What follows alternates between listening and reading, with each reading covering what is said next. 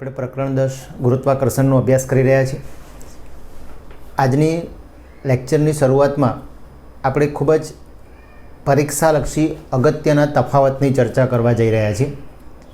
દળ અને વજનનો તફાવત આપણે તૈયાર કરવો છે। દળ અને વજન એનો મુખ્ય તફાવત જો આપણે વિચારીએ તો દળ એ શું છે? તો દળ એ પદાર્થમાં રહેલા દ્રવ્યનો જથ્થો છે। દળ એટલે શું? પદાર્થમાં રહેલા દ્રવ્યના જથ્થાને તે પદાર્થનું દળ કહે છે। વજન એટલે પદાર્થ પર લાગતા પૃથ્વીના ગુરુત્વાકર્ષણ બળને પદાર્થનું વજન કહે છે। તો દળ એટલે પદાર્થમાં રહેલા દ્રવ્યના જથ્થાને તે પદાર્થનું દળ કહે છે અને વજન એટલે પદાર્થ પર લાગતા પૃથ્વીના ગુરુત્વાકર્ષણ બળને તે પદાર્થનું વજન કહે છે। તમે અહીં એક મુદ્દો એવો લખી શકો છો કે દળની સંજ્ઞા એમ છે, કારણ કે એને અંગ્રેજીમાં માસ કહીએ છીએ, સ્મોલ એમ દળની સંજ્ઞા, અને વજનની સંજ્ઞા ડબલ્યુ છે, જેને ડબલ્યુ બરાબર mg સૂત્ર તરીકે આપણે દર્શાવી શકીએ છીએ। દળ જે છે એ અદિશ રાશિ છે અને વજન એ સદિશ રાશિ છે। તમે આગળ પ્રકરણમાં અદિશ અને સદિશનો અભ્યાસ કરી ચૂક્યા છો। જે ભૌતિક રાશિને દર્શાવવા માટે ફક્ત મૂલ્યની જરૂર પડતી હોય તેને અદિશ રાશિ કહે છે, અને જે ભૌતિક રાશિને દર્શાવવા માટે મૂલ્ય ઉપરાંત દિશાની જરૂર પડતી હોય તેને સદિશ રાશિ કહે છે। તમે આ સમજેલા છો। તો દળ જે છે એ અદિશ રાશિ છે અને વજન છે એ સદિશ રાશિ છે, કારણ કે પૃથ્વીનું ગુરુત્વાકર્ષણ બળ કઈ રીતે કઈ જગ્યાએ લાગે છે એ બાબત સમજવી પડે। એટલે વજન એ સદિશ રાશિ છે, દિશા તેની સાથે સંકળાયેલી છે। દળનો SI એકમ કિલોગ્રામ છે, જેને આપણે કેજી વડે દર્શાવીશું, અને વજનનો SI એકમ ન્યૂટન છે, કારણ કે વજન એ એક પ્રકારનું બળ છે અને બળનો એકમ ન્યૂટન છે, એટલે વજનનો SI એકમ ન્યૂટન છે। દળ જે છે એ ભૌતિક તુલા કે ત્રાજવા વડે મપાય છે, જ્યારે વજન એ સ્પ્રિંગ કાંટા વડે મપાય છે। તમે તમારા ઘરે ગેસનો બાટલો આપવાવાળો વ્યક્તિ જ્યારે આવતો હોય ત્યારે તમે એની પાસેથી તેનું વજન નક્કી કરી શકો છો, ત્યારે એની પાસે સ્પ્રિંગ કાંટો હોય છે, પદાર્થને સ્પ્રિંગ કાંટા સાથે લટકાવે એટલે પછી એ નીચેની તરફ ખેંચાય, એટલે એના કારણે આપણને એનું વજન ખ્યાલ આવે છે। પદાર્થનું દળ દરેક સ્થળે અચળ રહે છે, કારણ કે દ્રવ્યનો જથ્થો બદલાતો હોતો નથી, એટલે દળ એ અચળ હોય છે, જ્યારે વજન જે છે એ જે તે સ્થળના ગુરુત્વીય પ્રવેગ g પર આધાર રાખે છે, એટલે કે તે અચળ હોતું નથી, કારણ કે આપણે સમજ્યા છીએ કે દરેક સ્થળે જીનું મૂલ્ય એક સમાન હોતું નથી, એટલે પદાર્થનું વજન જે તે સ્થળના ગુરુત્વીય પ્રવેગ g પર આધાર રાખે છે, એટલે કે તે અચળ હોતું નથી। આ દળ અને વજન વચ્ચેના મુખ્ય તફાવતના મુદ્દાઓ છે।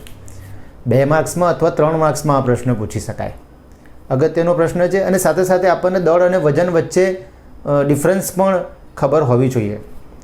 કેટલીક બાબત તમે જો બહુ ધ્યાનથી આને સમજ્યા છો, એકમને તમે ધ્યાન રાખ્યું છે, તો એક પ્રશ્ન આપું, જવાબ વિચારજો કે આપણે જ્યારે કોઈ પેકિંગમાં વસ્તુ ખરીદતા હોઈએ છીએ, દાખલા તરીકે આપણે ખાંડ ખરીદી છે અને એના પર તમે આવું લખેલું જુઓ, વજન = 5 kg,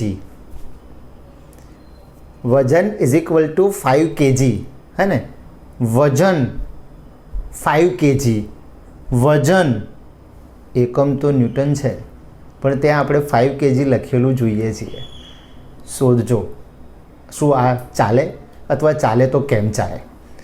વિચારવા જેવી વાત છે। તમે કોઈ પણ પેકિંગ ખરીદો ને તેના પર જોજો વજન લખ્યું હશે, અને વજન લખ્યું હશે 5 kg, 1 kg, 2 kg, આવું કંઈક, હે ને?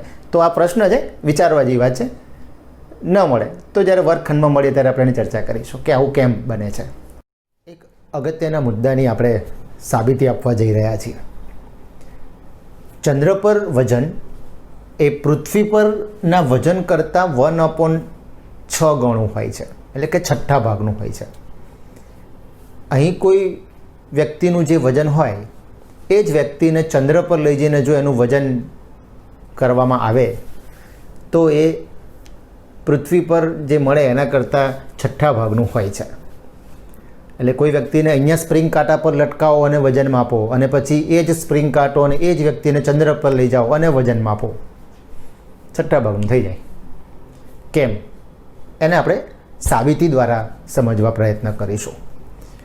આપણે એવું જાણીએ છીએ કે m દળ ધરાવતા પદાર્થનું વજન એટલે કે W, જેનું સૂત્ર mg છે, m ઇન્ટુ g. આ W બરાબર mg, આ સૂત્ર આપણે યાદ રાખીશું. આજે W બરાબર mg આપણે લખ્યું, સ્મોલ g છે, ધ્યાનમાં લેજો. આજે સ્મોલ g છે એ ગુરુત્વીય પ્રવેગ છે અને આપણે સ્મોલ જીનો કેપિટલ G સાથેનો સંબંધ આગળ લેક્ચરમાં તારવ્યો છે, જે gm/r² છે. d પણ લખી શકાય ત્રિજ્યા માટે અને r પણ લખી શકાય છે. આપણે અહીં r લખ્યું છે, સૂત્રમાં આગળ d લખ્યું હતું ને એ જ વાત છે, પણ d પણ લખી શકાય અને r પણ લખી શકાય, એટલે આપણે અહીં r લખ્યું છે, જ્યાં m એ દળ છે અને r એ ત્રિજ્યા છે. તો આ વાત એક વ્યાપક સ્વરૂપમાં થઈ. હવે આપણે વિચારીએ કે પૃથ્વી પર વજન કેટલું લખાય અને ચંદ્ર પર વજન લખવું હોય તો સૂત્ર સ્વરૂપમાં શું લખાય. અહીં પૃથ્વી પર અને ચંદ્ર પર વજન મેળવીશું, પછી એનો ગુણોત્તર ચેક કરીશું. તો હવે m દળ ધરાવતા પદાર્થનું પૃથ્વી પર વજન, વેઇટ ઓન અર્થ, આપણી પાસે સૂત્ર છે, એમાં જ કિંમત લખીશું. m into GE is equal to G into ME upon RE², પરિણામ નંબર 1. આ જ પ્રમાણે હવે ચંદ્ર માટે લખીએ. તો હવે તે જ પદાર્થ એટલે કે m દળ ધરાવતા પદાર્થનું ચંદ્ર પર વજન, weight on Mars is equal to m into gm is equal to g into mm upon rm². એટલે પહેલા સૂત્ર માટે પૃથ્વી પરની વાત હતી એટલે E લખ્યું છે અને બીજા સૂત્ર માટે ચંદ્ર પરની વાત હતી એટલે m લખ્યું છે.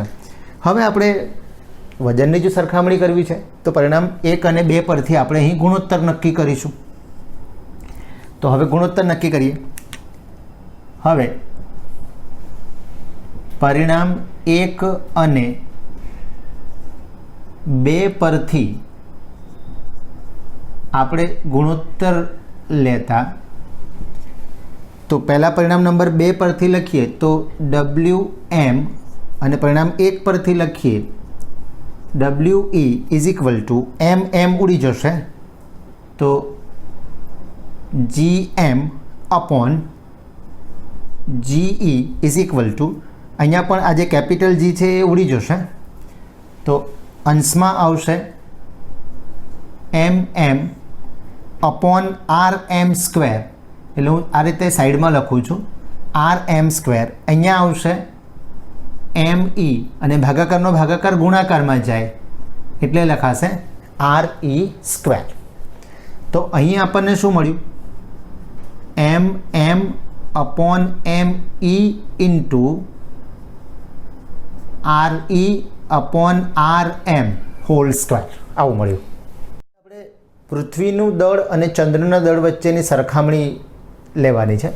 પૃથ્વીનું દળ એ ચંદ્રના દળ કરતાં 100 ગણું છે અને પૃથ્વીની ત્રિજ્યા એ ચંદ્રની ત્રિજ્યા કરતાં 4 ગણી છે. આ બે બાબતો આપણે અહીં ઉપયોગ કરવાના છીએ. હવે પૃથ્વીનું દળ એ ચંદ્રના દળથી 100 ગણું છે એટલે me is equal to 100 mm, આવું પરિણામ આપણને મળે. તથા પૃથ્વીની ત્રિજ્યા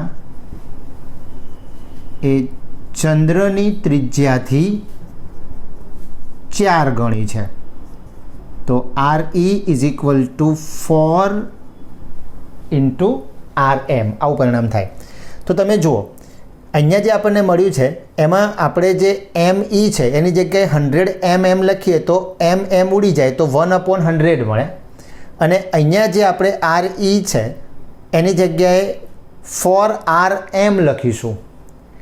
re છે એની જગ્યાએ 4rm લખીશું તો rm ઉડી જશે એટલે 4નો વર્ગ 16 થઈ જશે. સમજ્યા ને? તો હવે આપણને અહીં શું મળે છે?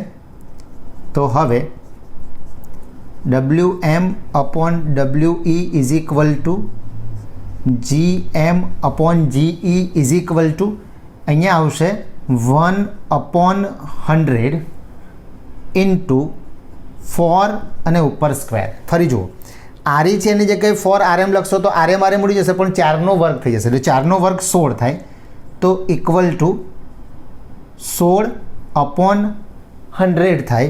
આનો જો ગુણોત્તર વિચારીને તો એ આશરે 16×96 ભાગ ચાલ્યો ને, એટલે આશરે 6 ભાગ અહીંયા છેદમાં વિચારી શકાય. એટલે આપણે એપ્રોક્સિમેટ વેલ્યુ અહીંયા મેળવી છે, જે 1/6 થાય છે.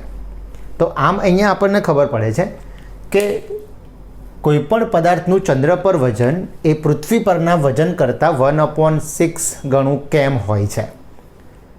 અહીંયા તમારે પ્રશ્નો માટે બાબત ધ્યાન રાખવાની છે કે વજન પૂછે ને તો 6 ગણું અથવા 6 ભાગ, જે તે સંબંધ પ્રમાણે. પણ ઘણી વખત આપણને પરીક્ષામાં એવું પૂછે કે કોઈ એક પદાર્થનું પૃથ્વી પર દળ આપે અને પછી એમ કે ચંદ્ર પર દળ કહો, તો એ તો નથી બદલાવાનું, કારણ કે દળ તો અચળ હોય છે. દળ પૂછે છે તો નથી બદલાતું, પણ વજન પૂછે છે તો પૃથ્વી પર જે વજન હોય એના કરતાં જે ચંદ્ર પર વજન થવાનું છે એ 6 ભાગનું થશે. દાખલા ગણતી વખતે પણ આ બાબતને આપણે ધ્યાનમાં લેવાની થશે. બે અગત્યના શોર્ટ ક્વેશ્ચનની વાત કરી લઈએ. ધક્કો એટલે શું અને દબાણ એટલે શું? ધક્કો, તમે કોઈ વ્યક્તિને ધક્કો મારો છો ત્યારે તમને ખ્યાલ છે કે તમે આ રીતે આમ ધક્કો મારો છો ને, તો ધક્કો એ શું છે? તો હું એવું કહીશ કે ધક્કો એક વિશિષ્ટ પ્રકારનું બળ છે. પણ ધક્કો એટલે શું? તો પદાર્થની સપાટી પર લંબ રૂપે લાગતું બળ. પદાર્થની સપાટી પર લંબ રૂપે લાગતું બળ. તમે વિચારશો ને કોઈને તમારે ધક્કો મારો તો તમે તરત જ આમ કહેશો, એટલે પદાર્થ છે ને તમે લંબ રૂપે બળ લગાડો છો. તો પદાર્થની સપાટી પર લંબ રૂપે લાગતા બળને ધક્કો કહે છે. ધક્કો એક વિશિષ્ટ પ્રકારનું બળ છે, લંબ રૂપે લાગતું બળ છે, અને તે સદિશ રાશિ છે, કારણ કે તમે દિશા લંબ રૂપે લો છો, લંબ રૂપે બળ લગાડો છો, એટલે તે સદિશ રાશિ છે. અને એ એક પ્રકારનું બળ છે અને બળનો એકમ ન્યૂટન છે, એટલે ધક્કો છે એનો એકમ ન્યૂટન કહેવાશે. અને આ જે ધક્કો છે એની અસર કેટલી થાય એ જે સપાટી પર લાગે છે, એ સપાટી પર લાગે છે, એ સપાટીનો કેટલો ભાગ છે, એટલે કેટલી સપાટી પર લાગે છે એના પર ધક્કાની અસર કેવી છે. તમે કોઈ વ્યક્તિને ધક્કો મારો છો ને તો તમે એને પરફેક્ટ લંબ રૂપે ધક્કો મારશો ને તો એની અસર મેક્સિમમ હશે. મહત્તમ અસર ક્યારે થવાની છે? તમે એને બરાબર લંબ રૂપે ધક્કો મારશો ને.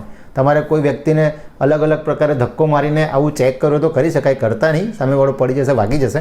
પણ તમારે ધ્યાન રાખવા જેવું છે કે લંબ રૂપે ધક્કો મારીશું ને તો એ ધક્કો છે એની અસર વધુ દેખાય. એટલે કે એની અસર એ શેના પર આધાર રાખશે? તો કેટલી સપાટી પર ધક્કો લાગ્યો છે એના પર તેની અસર આધાર રાખે છે. હવે આપણે એક બીજા નાનકડા પ્રશ્નની પણ ચર્ચા કરી લઈશું. દબાણ. દબાણ એટલે કે પ્રેશર. તમે સૂત્ર પહેલાં સમજો, પછી એના પરથી વ્યાખ્યા વિચારીએ. દબાણ P ઇઝ ઇક્વલ ટુ ધક્કો અપોન ક્ષેત્રફળ. આ સૂત્ર પણ છે દબાણ માટેનું. ધક્કો એટલે કે ફોર્સ, બળ થયું ને, અને ક્ષેત્રફળ એટલે એરિયા, એ કહીએ તો P is equal to F/A. આવું સૂત્ર આપણને મળે. તો દબાણ એક ધક્કો અને ક્ષેત્રફળનો ગુણોત્તર થયો. તો અહીંથી શરૂ કરીશું કે પદાર્થની સપાટી પર એકમ ક્ષેત્રફળ દીઠ, અહીંયા નીચેથી શરૂ કર્યું, અહીંયાથી જો એકમ ક્ષેત્રફળ દીઠ લંબ રૂપે લાગતું બળ એટલે કે ધક્કો. પદાર્થની સપાટી પર એકમ ક્ષેત્રફળ દીઠ સપાટીને લંબ રૂપે લાગતું બળ એટલે કે ધક્કો, એને સપાટી પર લાગતું દબાણ કહેવામાં આવે છે. એટલે એકમ ક્ષેત્રફળ દીઠ સપાટીને લંબ રૂપે લાગતું બળ એટલે કે ધક્કો, જેને સપાટી પર લાગતું દબાણ કહે છે. દબાણ એ અદિશ રાશિ છે. તેનો SI એકમ જો બળનું એકમ ન્યૂટન અને ક્ષેત્રફળ એટલે મીટર સ્ક્વેર, પણ એ છેદમાં છે, એટલે ન્યૂટન પ્રતિ મીટર સ્ક્વેર, ન્યૂટન પર મીટર સ્ક્વેર, ન્યૂટન પર મીટર સ્ક્વેર. આગળનું એક પુસ્તક હતું ને એમાં બહુ સરસ માહિતી આપી હતી. વૈજ્ઞાનિક આઇન્સ્ટાઈન, ન્યૂટન, પાસ્કલ આ બધા સ્વર્ગમાં ભેગા થાય છે અને સંતા કુકડીની રમત રમતા હોય છે. તો આઇન્સ્ટાઈનનો દાવ હોય છે એટલે બધાએ સંતાઈ જવાનું હોય છે. તો ન્યૂટન ત્યાં જ ઊભો રહી જાય છે અને એ 1 મીટર બાય 1 મીટર 1 મીટર આવું ચોરસ બનાવી દે છે અને એના પર એ ઊભો રહી જાય છે. એટલે આઇન્સ્ટાઈન ન્યૂટનને જોઈ જાય એટલે કે ન્યૂટનનો થપ્પો. પણ ન્યૂટન એવું કહે કે I am not Newton, I am Pascal. તો કે સાબિત કરી આપ તું કેમ પાસ્કલ છે. તો કે ન્યૂટન 1 મીટરનું ચોરસ છે ને એટલે ન્યૂટન પર મીટર સ્ક્વેર. ન્યૂટન પર મીટર સ્ક્વેર આ જે એકમ આપણે કહી રહ્યા છે ને એને પાસ્કલ નામના વૈજ્ઞાનિકની યાદમાં પાસ્કલ પણ કહેવામાં આવે છે. એટલે 1 pascal is equal to 1 newton પર મીટર સ્ક્વેર. તો ન્યૂટનની વાત કેવી થઈ કે ન્યૂટન 1 ન્યૂટન પર મીટર સ્ક્વેર તો શું થયું? પાસ્કલ. યાદ રાખજો, આ તો ખાલી એક વાર્તા છે, સત્ય નથી, ખાલી એક રમૂજ માટે તમને કીધું, યાદ રહે એના માટે કીધું. તો ન્યૂટન સાચો કે ખોટો? તો આમ જોવા જાઓ તો ન્યૂટન પર મીટર સ્ક્વેર 1 મીટર સ્ક્વેર ઉપર ઊભો તો શું થઈ ગયું? એકમ પ્રમાણે પાસ્કલ. યાદ રાખવાનું છે કે પાસ્કલ નામના વૈજ્ઞાનિકની યાદમાં આ જે દબાણનો એકમ ન્યૂટન પર મીટર સ્ક્વેર છે અને પાસ્કલ તરીકે ઓળખવામાં આવે છે. એટલે કે બંને વચ્ચેનો સંબંધ છે 1 pascal is equal to 1 newton પર મીટર સ્ક્વેર. હવે આ જે સૂત્ર આપણે અહીંયા લખ્યું છે એમાં ક્ષેત્રફળ છેદમાં છે. એટલે કે છેદ વધે તો આ ગુણોત્તર ઘટે અને છેદ ઘટે તો આખો ગુણોત્તર છે વધે. એનો મતલબ શું થયો કે ક્ષેત્રફળ ઘટે એટલે કે છેદ ઘટે તો ગુણોત્તર વધે તો દબાણ વધે એવું કહેવાય ને. તો એનો અર્થ એવો થઈ ગયો કે જો ક્ષેત્રફળ ઘટાડવામાં આવે તો દબાણ મહત્તમ થાય. માટે જ કોઈપણ પદાર્થને કાપવા માટે વપરાતું જે ચપ્પુ છે એની ધાર કાઢવામાં આવે છે. એટલે કે શું થાય? સપાટીનું ક્ષેત્રફળ ઘટે તો દબાણ વધે. અને બહુમાળી મકાન બનાવવાનું હોય તો એના જે પાયા છે ને એ પહોળા રાખવામાં આવે છે. કેમ? કારણ કે ત્યાં ક્ષેત્રફળ વધશે તો જે દબાણ લાગે છે એ દબાણ છે ઘટશે. એટલે તમારે યાદ રાખવાનું છે કે જેમ ક્ષેત્રફળ ઘટે તેમ દબાણ વધે. હું લખી આપું તમને અહીં. ક્ષેત્રફળ વધે તો દબાણ ઘટે અને સાથે સાથે ક્ષેત્રફળ ઘટે તો દબાણ વધે છે. યાદ રાખવાનું, સૂત્ર પરથી જ આ બાબત આવેલી છે. એટલે કાપવા માટે જે ચપ્પુ હોય ને એની ધાર કાઢેલી હોય ને એટલે જલ્દી કપાય. અને જે બહુમાળી ઊંચી ઇમારતો હોય તો એના જે પાયા બેઝમેન્ટ છે ને એ વધારે પહોળા રાખવા પડે. તે આ સૂત્ર પરથી સમજી શકાય એવી વાત છે. તો આ બંને અગત્યના મુદ્દા છે, એ તમે તૈયાર કરી લેજો.